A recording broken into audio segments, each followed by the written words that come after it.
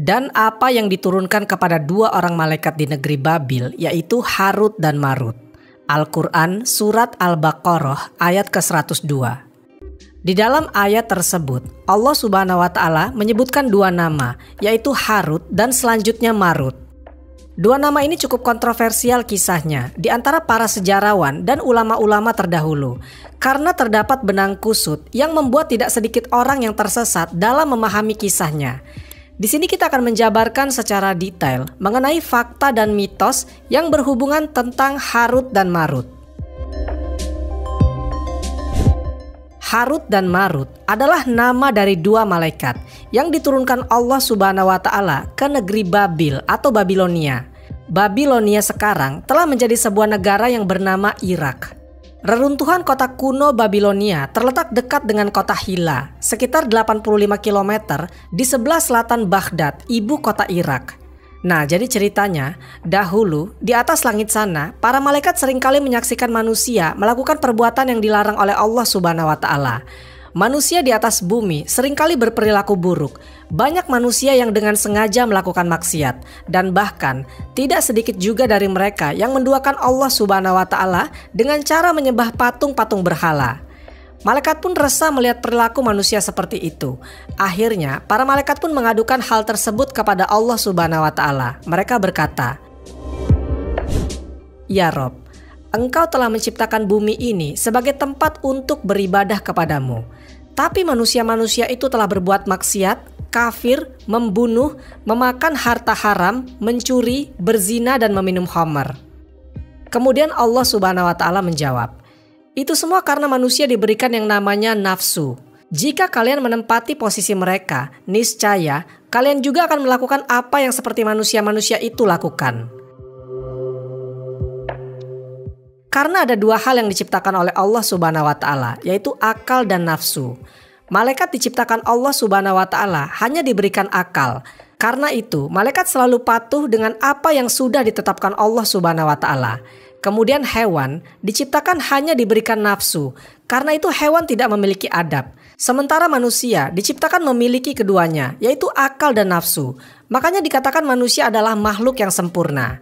Dan para ulama mengatakan, jika manusia taat kepada semua yang ditetapkan Allah Subhanahu wa Ta'ala, maka manusia lebih mulia dibandingkan malaikat.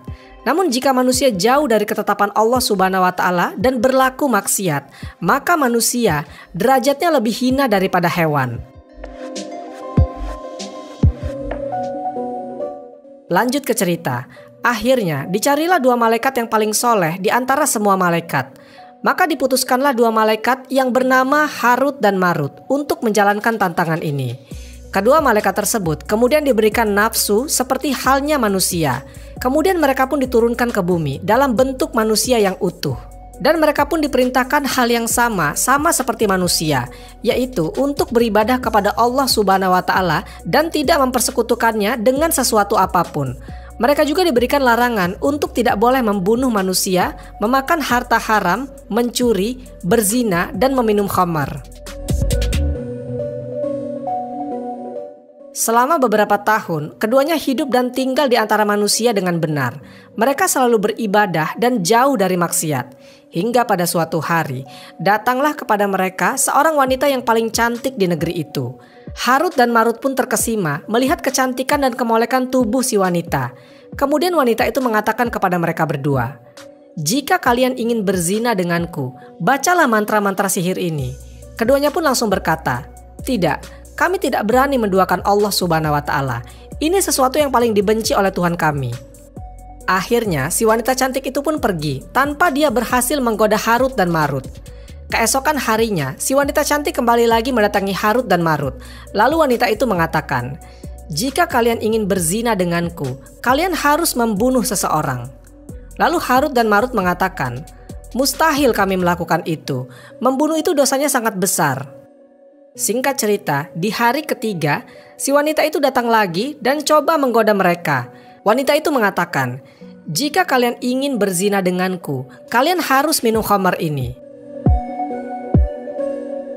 Mereka berpikir, mungkin tidak apa-apa kalau cuma minum khamar. Meminumnya hanya sedikit, kemudian mereka bisa mendapatkan wanita cantik yang mereka idam-idamkan itu.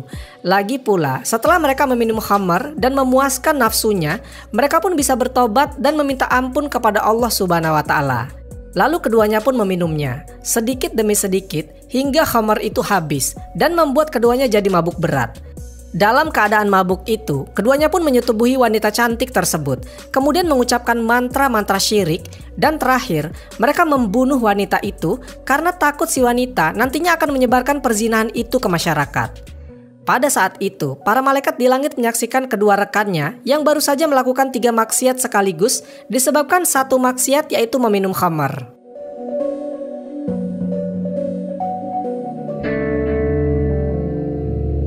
Begitu mereka sadar dari mabuknya, keduanya segera menyadari kesalahan yang baru saja mereka lakukan dan ingin segera kembali lagi menjadi malaikat di langit.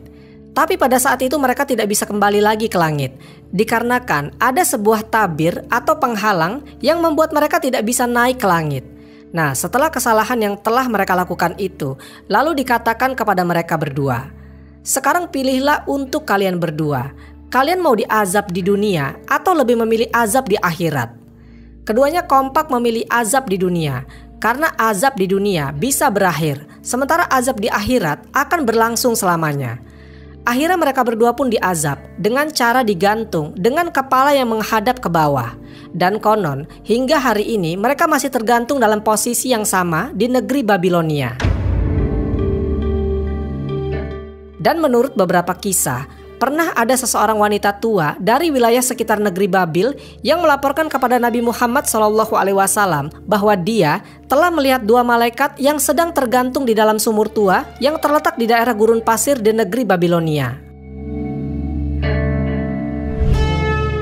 Menurut para ulama, kisah-kisah itu adalah palsu. Itu adalah khurafat-khurafat yang berasal dari anak cucu Israel dan kebohongan mereka yang tidak masuk akal. Kisah ini juga tidak masuk dalam nukilan dan tidak masuk dalam syariat. Dan sebagian perawi kisah ini khurafat batil dan tidak sampai kepada para sahabat dan ulama tabi'in.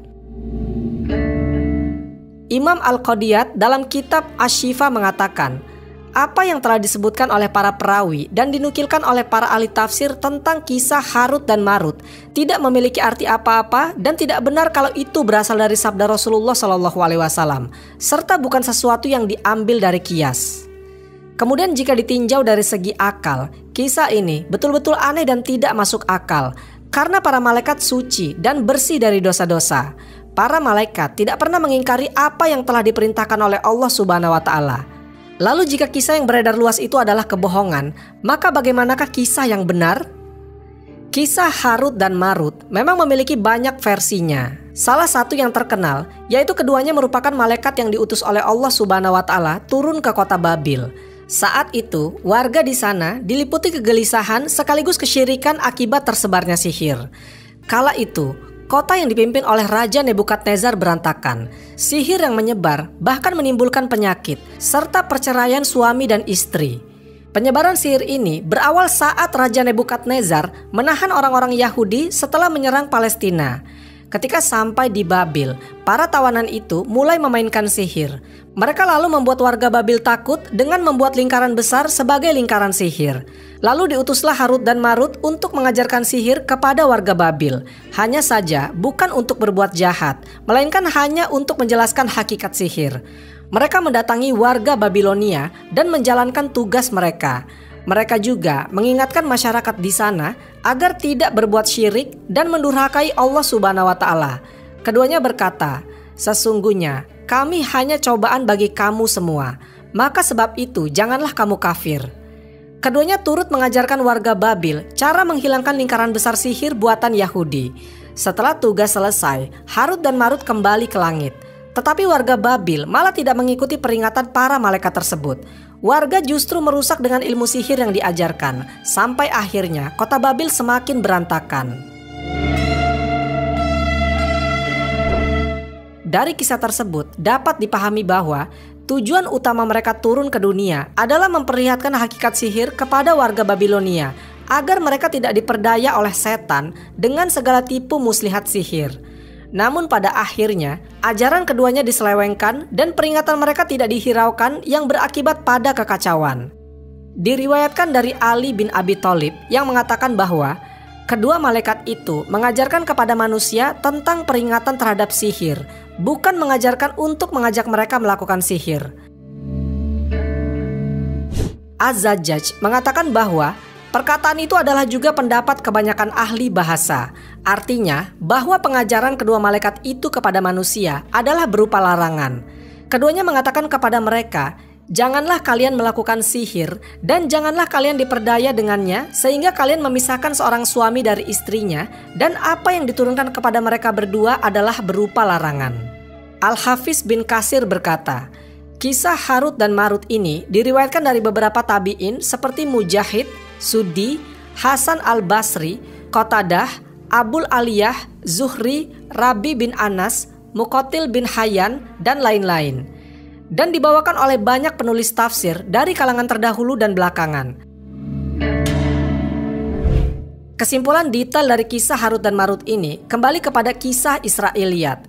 Karena riwayatnya tidak ada sama sekali dalam hadis marfu yang bersambung sanadnya dari Nabi Muhammad SAW. Al-Hafiz bin Hasim berkata, di antara bukti-bukti yang menunjukkan kebatilan kisah Harut dan Marut ada di dalam salah satu firman Allah Subhanahu wa Ta'ala. Kami tidak menurunkan malaikat kecuali dengan kebenaran jika orang-orang kafir itu mengingkarinya. Mereka tidak diberi penangguhan dari azab Allah Subhanahu wa Ta'ala. Al-Quran Surat Al-Hijr ayat ke-8.